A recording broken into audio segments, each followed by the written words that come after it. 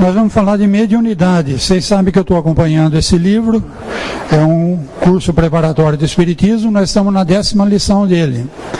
Mediunidade. Noções sobre mediunidade. Não vou conseguir dar uma aula para vocês porque é um assunto que não é muito dominado não, tá? Até bem pouco tempo atrás, mediunidade era tratado com muito preconceito, era coisa de bruxos, era proibido. Então começou-se a estudar a mediunidade a partir de Kardec mesmo. As religiões africanas e outras religiões sempre tiveram médiuns. E o próprio catolicismo sempre teve médium. Os judeus tinham médium.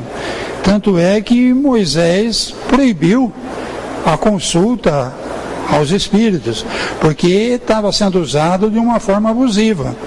Mediunidade é a faculdade ou aptidão que possuem certos indivíduos, denominado médium, que serve de intermediário entre o mundo físico e o mundo espiritual.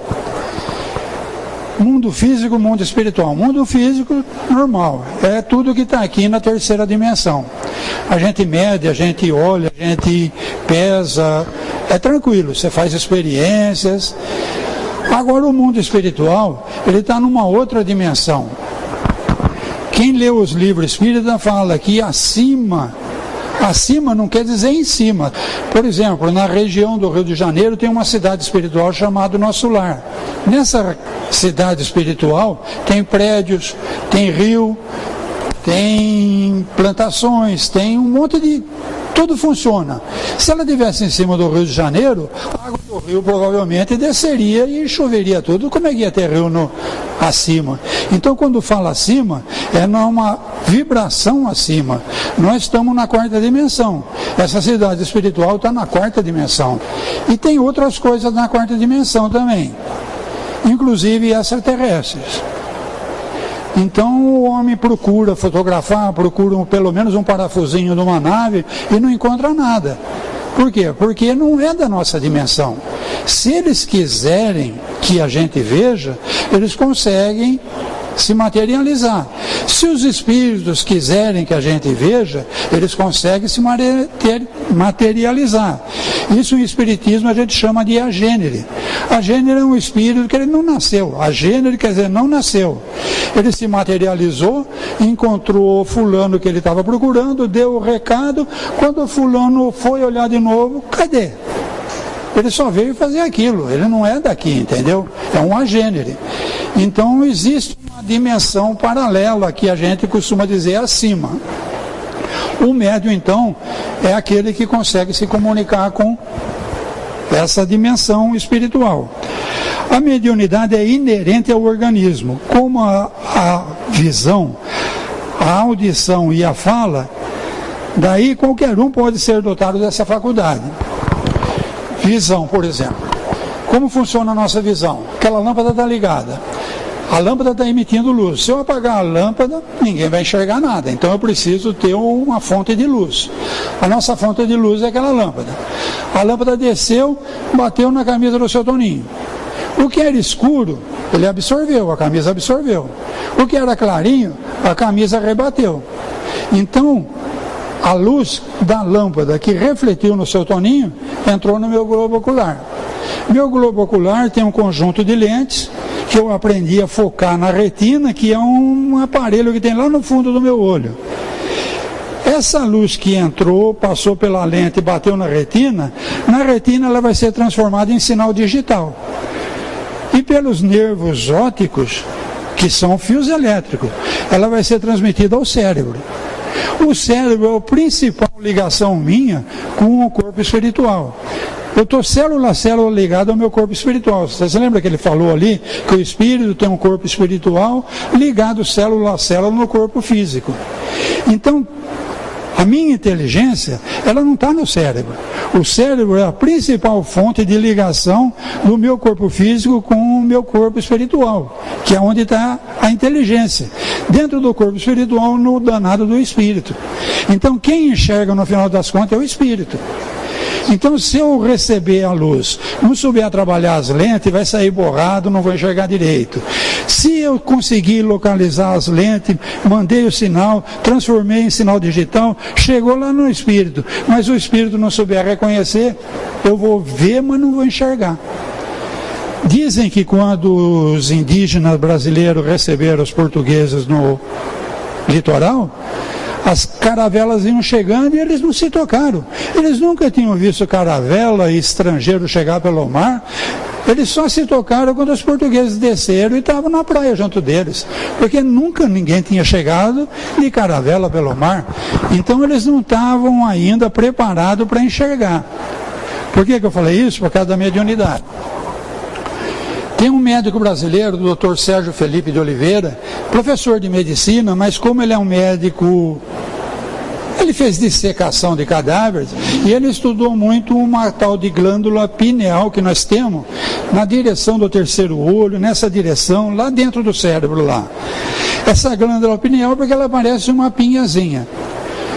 Quando a pessoa nasce, essa glândula está muito ativa e ela até os 7 anos ela não deixa a criança ter um monte de percepções que ela vai passar a ter a partir dos 7 anos. Ela é a criança mais ou menos poupada de um monte de coisa até a formação dela com os 7 anos. Inclusive a parte sexual, tá? Bom, a partir dos 7 anos de idade, achava-se que a glândula pineal não servia para nada. Mas com esses estudos todos, descobriu-se que essa glândula tem cristais de hepatita,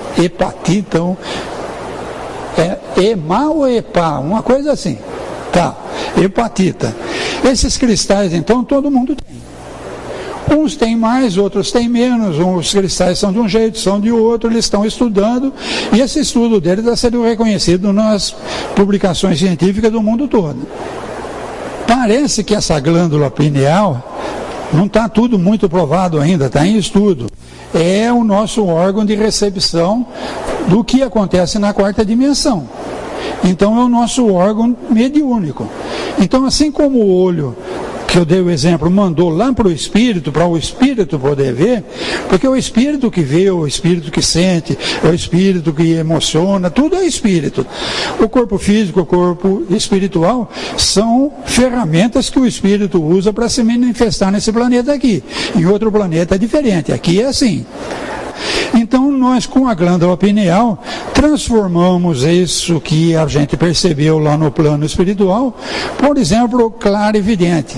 O médium viu, e eu não duvido porque eu participei de muitas reuniões onde realmente o médium viu. Mas ele viu, ele falou assim, eu vi aqui atrás de mim, em momento nenhum ele virou a cabeça para ver. Então com certeza ele não viu com os olhos da carne. Ou então você fala assim, o médium, eu estou vendo, ele está de olho fechado com a mão na frente. Então, com certeza, ele não usa o globo ocular para ver. Mas, com certeza, ele vê. Como que ele vê?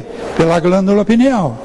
A glândula pineal, então, percebe coisas que estão acontecendo na 4ª dimensão, transforma em sinais elétricos que, ligado ou desligado, o sinal binário vai lá para o cérebro, principal ligação com o corpo espiritual transmite para o espírito, quem realmente vê é o espírito.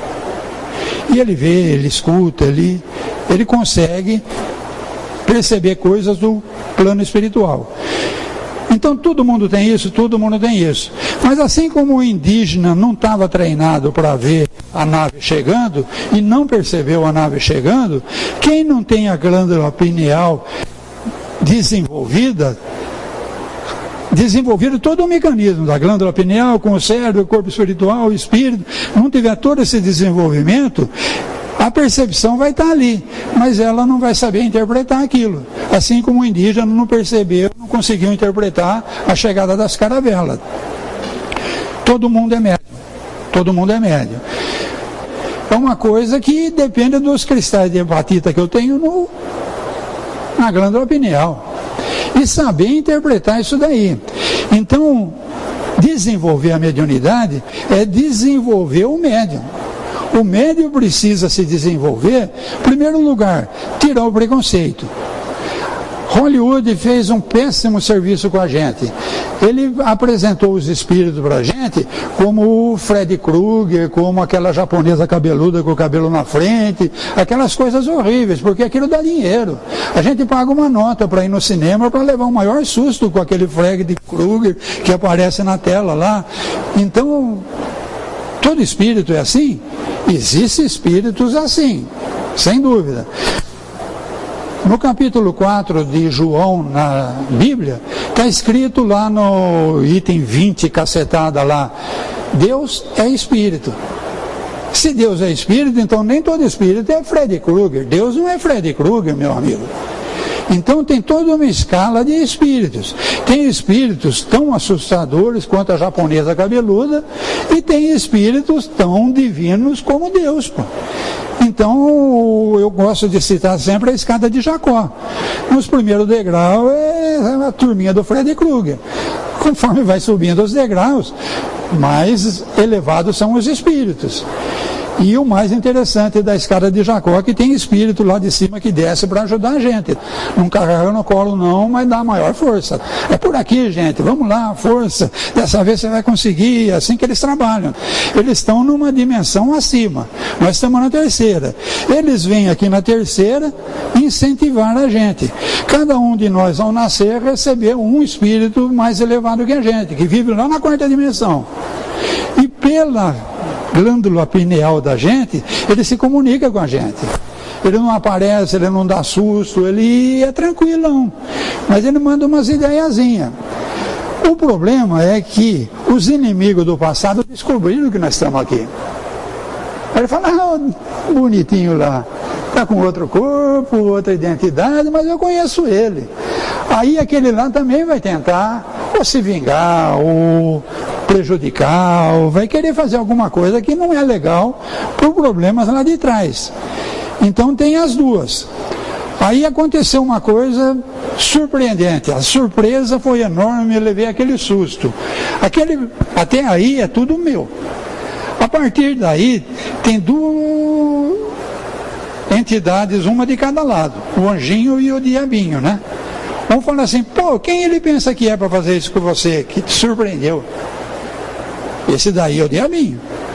O outro fala assim, coitado, acho que ele não percebeu bem o que ele fez, não sei o que, não sei o que lá. A partir daí você já é o responsável. Porque ou você se ligou no diabinho ou você se ligou no anjinho. E aí as coisas vão se encadeando. Por isso que Jesus foi bem claro, vigiai a minha sintonia e orai sem cessar. Porque aquele inimiguinho lá do passado que eu falei, que me achou e que está me testando, ele tem 24 horas por dia para ficar de olho em mim. Se eu bobear, ele enfia uma cunha. Se eu bobear mais um pouquinho, ele empurra a cunha. Ele está ali o tempo todo da espreita. Cada bobeada que eu dou, cada vez que eu fico com raiva, cada vez que eu fico com inveja, cada vez que eu fico prepotente, orgulhoso, é uma abrida que eu dou e ele vai empurrando a cunha. Até rachar no meio, ele é meu inimigo, ele quer ver minha desgraça, pô. Então eu tenho que vigiar e orar. Orar é a sintonia. Então eu estou com o dial do rádio aqui. Está pegando uma estação que só tem sertanejo, daquele moderno, daquele chato, e eu gostaria de ouvir uma música clássica. Eu tenho que pegar o dial do rádio e fazer a sintonia. É trabalho nosso, ninguém vai fazer por nós. Vigiar e orar sem cessar. Está claro a mediunidade? Todo mundo é médium? Mas eu nunca vi. Você não tem a cristal de hepatita arranjado de tal maneira, o teu cérebro espiritual e o teu espírito não estão treinados para ter a clarividência ainda, normal. Se você já está, mas como que eu estou? Desde criança eu sempre vi, não é porque eu fui na casa espírita que eu vi. Sim, você desenvolveu isso numa outra vida. Então a gente vai desenvolvendo coisas que são nossas, do nosso espírito. Então o nosso espírito já está acostumado a lidar com sinais da pineal e interpretar esses sinais com visão, com audição, Então é um médium que já foi médium em outras vidas. Agora tem um que não consegue, mas ele vai conseguir, porque é tudo um desenvolvimento. É uma conquista da alma, daí a necessidade de oração e vigilância, de reforma íntima, que é a substituição de defeitos, vícios por qualidades e virtudes. Então eu só vou conseguir essa sintonia com os espíritos superiores se eu estiver controlando as minhas... Antigamente falava pecados, né? Mas é aquelas tendências que eu tinha, viciosas, né? Inveja, ambição, ira, luxúria, a gula, preguiça, tem... Os católicos usavam os 7 pecados capitais, é um bom resumo. E dali deriva mais um monte deles. Mas em compensação tem virtudes que anulam, né? Então se eu tenho a preguiça, eu vou ser mais esforçado. Se eu tenho a gula, eu vou ser mais temperado no meu apetite. E por aí vai. Eu tenho então que dar um abafa nas minhas qualidades que não são boas e dar uma incentivada das minhas boas qualidades para os espíritos da 4ª dimensão conseguirem se comunicar comigo. 4ª dimensão, 3ª dimensão. Por que eu estou falando isso? Espírito, quando morre, ele falou lá, nós somos aquelas 3 coisinhas lá. O espírito se manifestando no planeta, usa um corpo espiritual ligado a um corpo de carne, corpo célula a célula. Quando o corpo de carne venceu o prazo de validade, ele vai, roupa velha, não serve mais, como ele falou, não serve mais. Então eu vou sair do corpo espiritual e me tornar o mesmo Toninho que eu era, só que agora com um corpo preparado para viver na 4ª dimensão. Mas eu sou o que eu penso. Se o meu pensamento é só a 3ª dimensão, as minhas posses, as minhas propriedades, a minha família, o eu sou isso, a cor da minha pele, eu sou não sei isso, eu sou não sei aquilo, o egocentrismo for muito grande, eu saí do corpo de carne, mas eu não saí da 3ª dimensão. Então acontece muito que o espírito, ele está já no corpo espiritual. Ele não tem mais o corpo de carne, mas ele ainda não se desligou da 3ª dimensão. Então ele fica na casa que ele morava, ele procura as pessoas que ele conhecia, fala, mas ela não me vê, não me responde, ele não entende que ele não está mais aqui. Ele nem percebeu que ele já é espírito. E isso não é raro não, isso é até comum. Então até para morrer eu preciso me preparar. O desenvolvimento mediúnico inclui eu me preparar para o desencarne. Então se eu desencarno achando que morreu, acabou, é a pior coisa que eu poderia pensar. Porque não acaba. Só que eu não sei nem que eu morri, pô. E fico ligado na 3ª dimensão e eu já estou lá na 4ª, fica tudo muito complicado. Quando eu me preparo, eu faço esse desenvolvimento, eu consigo controlar as minhas tendências viciosas, eu consigo desenvolver alguma virtude, eu então vou fazendo ligações com amigos espirituais que sabem trabalhar na 4ª dimensão. Então assim que eu desencarno, eles vêm atrás de mim. Aí eles dão uma olhada na minha sintonia lá. Minha sintonia está naquele funk cheio de palavrão, ou minha sintonia está naquela música calma, tranquila, suave. Então, de acordo com a minha sintonia, eles conseguem chegar em mim ou não. Então, se eu estou preparado para viver na 4ª dimensão, vai ser uma tranquilidade. Eu vou ser encaminhado com eles, eles vão me orientar. Aqui nós vivemos assim, aqui nós fazemos assado. Outra coisa que se fala, que se pensa erradamente, é que espírito é fumacinha. Pensou, aconteceu.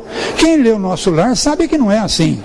O espírito ele consegue até volitar, mas depois que ele se prepara para isso. Vocês viram a gravura lá do André Luiz sendo atendido com um problema gastrointestinal terrível. Ele já está na 4ª dimensão, mas o problema gastrointestinal continua. Porque ele ainda não se preparou para viver na 4ª dimensão. Então naquele hospital ele está sendo tratado, tem um enfermeiro, tem umas pessoas conversando com ele, e cada vez que ele começa a falar dele mesmo, que o egocentrismo começa a vir à tona, o seu Ivan falou, eles dão uma aguinha, põe na boca e não engole isso daí não, até a vontade de falar parar. É um exemplo que eles dão porque no livro está melhor explicado isso daí. Ele simplesmente dava as costas e largava ele falando sozinho. Cada vez que ele falava, não, mas porque eu, não, mas porque na minha vida, não, porque não. Eles viravam as costas e largavam ele falando sozinho. Até que ele percebeu que o único jeito dele se desenvolver e se adaptar na quarta dimensão era começar a trabalhar. E num dia de muito trabalho no hospital, ele pegou um balde e foi ajudar a fazer faxina. Então ele era um médico, um cientista, um pesquisador aqui na Terra. No plano espiritual, o primeiro serviço dele foi balde, pano e limpar chão. Com o tempo ele foi aprendendo a lidar com a quarta dimensão, se adaptou à quarta dimensão, e eu ia falar para vocês do levitar. Em algumas tarefas eles usam transporte, eles usam aérobus. Por quê? Para não humilhar os que não aprenderam ainda a volitar. Então, para não humilhar, eles usam o transporte. E aqueles que não aprenderam a volitar, se quiserem ir em tal departamento, tal escola, tal alguma coisa, deve ser aeronave, não sei como funciona lá. Está descrito no nosso lar, mas não dá para pegar muito bem como que é, não. A palavra bus lembra ônibus, mas não acredito que é ônibus, não, porque ele subia, né? Parece que não tinha fio, não tinha nada. Parece mais uma nave extraterrestre. Extraterrestre é outro preconceito que a gente tem. Nas casas espíritas, a gente vê o médium e fala assim, eu vi um ser aqui atrás de mim, ele era um gigante, ele tinha mais de 2,5 metros de altura. Com certeza não era daqui, meu. Porque no plano espiritual você pode agir num outro planeta. Então um extraterrestre, ele pode estar agora dentro da Câmara de Paz trabalhando e fazendo curas, mas só que ele está na quarta dimensão. Você entrar ali, você não... Outro desserviço que o Hollywood fez. ET não precisa necessariamente ser baixinho, ter olhos esbugalhados, ser verdinho. O ET pode ser até bonitão pra caramba. Que também tem várias categorias de extraterrestres, assim como tem várias categorias de encarnados. E o nosso planeta, nessa fase de transição, é bom a gente ir se acostumando com esse jeito de falar, porque eles estão trabalhando com a gente. Paulo de Tarso aos Coríntios. Então, a mediunidade não é invenção de espírita. Allan Kardec conseguiu dar uma trabalhada legal nisso tudo e fez um livro que é o melhor manual que se conhece para um médium, que é o Livro dos Médiuns. Mas Paulo já tinha esses problemas todos naquela comunidade. Depois que o Cristo foi embora, o pessoal naquela festa de 50 dias lá, não sei, Pentecostes, receberam uma manifestação espiritual formidável e começaram a falar em outras línguas e língua que eles não conheciam e todo mundo entendia o que eles estavam falando. A coisa foi formidável e eles foram incentivados a providenciar a primeira casa espírita que se tem notícia. Então era a Casa do Caminho. Nessa Casa do Caminho eles vendiam todas as propriedades que eles tinham, fizeram um fundo comum. Isso está tudo em Atos dos Apóstolos, livro interessantíssimo que quase ninguém lê. Então esse fundo comum, quem tinha depositava, quem não tinha pegava, e eles atendiam, faziam um serviço de caridade formidável. E várias outras comunidades cristãs estavam se instalando na redondeza. Paulo ainda não tinha ido para a Europa tirar o espiritismo da região, a coisa ainda estava restrita na região. Mas Paulo se comunicar naquela época era pegar um camelo, fazer uma baita de uma viagem na beirada do deserto para ir naquele lugar lá. Então a comunicação era por cartas. Então tem as cartas de Paulo na Bíblia. Não acredito que estejam todas ali, mas ali tem as principais. E na primeira carta de Paulo aos Coríntios, é um tratado espírita. Ele está falando com médiuns espíritas que existiam naquela época. Então nós vamos ouvir falar Paulo. Os dons mediúnicos demonstram inteligências e potencialidades diversas de espírito que existem na Terra. Então, potências e diversidade, um enxerga, outro ouve, outro fica tudo arrepiado, outro vê um vulto. Quando ele vê o vulto, que ele presta atenção com o olho da carne, acabou, não vê mais nada, porque não é o olho da carne que viu o vulto, quem viu o vulto foi o cristal de hepatita. diversidade do carisma. O Espírito é o mesmo, a diversidade de mistérios, mas o Senhor é o mesmo. A diversidade de operações, mas é o mesmo Deus que opera com todos. Então, Deus, numa hierarquia, a escada de Jacó. Então, tem vários tipos de espírito, de acordo com a sintonia do médium, ele vai conseguir perceber aqueles que estão na sintonia onde ele está mais afim. Uns conseguem ver, outros conseguem se comunicar e outros sofrem até efeito físico.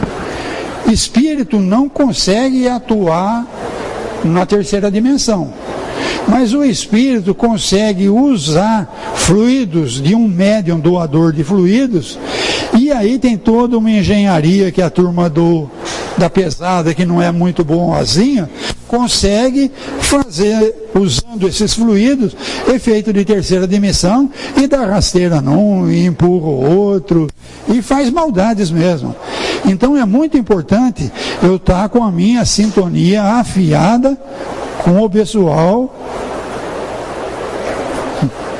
que está lá nos degraus mais acima. O pessoal dos degraus aqui de baixo, eles são da pesada. E não quer dizer que eles não tenham conhecimento e não tenham poderes. Eu respeito, tudo bem, fica na tua aí, mas meu negócio é lá. Afinar a sintonia. Todas as formas de mediunidade são necessárias. Nenhuma faculdade é superior ou inferior a outra. São todos indispensáveis ao bom andamento dos trabalhos, até as mais humildes tarefas. Aqui então ele já está falando de trabalho. Como ele está falando lá com o pessoal de Coríntios, ele está falando que o pessoal tem que usar essa mediunidade, não é para adivinhar com quem que ele vai casar, se ele vai conseguir um emprego, se ele vai conseguir a mulher do outro, a propriedade do outro, a mula do outro. Na Bíblia a gente via que eles cobiçavam muito, entendeu? Então eles arrumavam trabalhos de magia que tem até hoje. Esses trabalhos de magia, que tipo de espírito vai se... Eu sou médium, eu quero fazer um trabalho para desmanchar um casamento porque eu estou interessado na mulher do cara lá. Que espírito que vai atender o meu pedido? Espírito da pior categoria. Eles conseguem? Depende do marido da fulana lá. Se ele não vigiar, ele der abertura, eles vão enfiando a cunha até rachar no meio. Se ele estiver vigilante e orando, eles não conseguem. Mas é muito difícil a gente se manter o tempo todo vigilante e orando. Vigiar e orar sem cessar. Então eu posso conseguir. Se eu conseguir, olha o débito que eu adquiri com o cara que fez o trabalho. Eu sou escravo dele pro resto da eternidade, cara. A hora que eu desencarnar, ô bonitinho, quando você estava encarnado, você usou meu serviço, né? Vamos lá agora que você é da minha turma, pô. Então, mais um problema de afinar a sintonia da mediunidade. Mediunidade todo mundo tem. Como é que eu vou usar? Então ele fala de trabalho. Trabalho. Curar os enfermos, ressuscitar os mortos. Você consegue ressuscitar quem morreu, o espírito desligou, está virando carniça, você consegue ressuscitar? Impossível. Na linguagem bíblica, ele usa muito a palavra morte, não quer dizer morte do corpo. Jesus tem uma passagem lá que ele fala: deixe os mortos enterrarem o morto. Você já viu o defuntinho pegar a pá para enterrar outro defuntinho? Impossível, gente. Então, na linguagem bíblica, quando ele fala deixa os mortos, ressuscitar os mortos, ele está falando daquele que morreu espiritualmente. Eu não quero mais saber de nada, eu sou da pesada mesmo, eu enjoei disso tudo. Morreu, suicidou, morreu, sei lá. Espiritualmente ele está morto. Dá para ressuscitar? Dá. As mães sabem fazer isso muito bem. Aquele filho rebelde que só dá trabalho, a mãe vai: meu filho, dá aquele colinho, dá aquele carinho, acaba.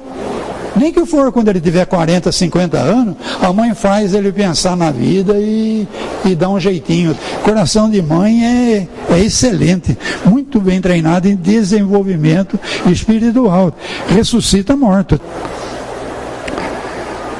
Curai os leprosos. Na época a doença terrível era a lepra. expelir os demônios. Demônio, então, não é aquele do chifrinho que Hollywood ensinou pra gente. Demônio é aquele espírito que tem dívida com a gente lá de trás. Provavelmente eu fui o culpado daquela encrenca toda, me arrependi, pedi, estou na carne. E ele achou eu.